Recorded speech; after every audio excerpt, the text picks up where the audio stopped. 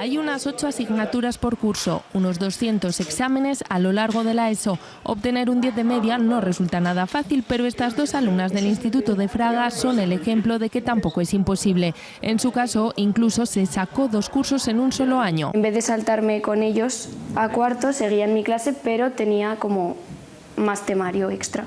Y me iban haciendo pruebas, me evaluaban. Es verdad que tengo un poco más de facilidad. Yo siempre me he esforzado mucho y siempre he trabajado para conseguir lo que quiero. La perfección requiere además de mucha organización. Y consigáis que para el fin de semana, para el domingo, ya hayas entendido todo lo que has dado esa semana. Subrayo palabras clave, entonces a mí me ayuda a acordarme de conceptos. Así es como estas estudiantes del Colegio Sansueña de Zaragoza han logrado el sobresaliente en sus expedientes, y tan importante como el trabajo en casa es el que hacen en las aulas. Pero tienen una actitud excelente.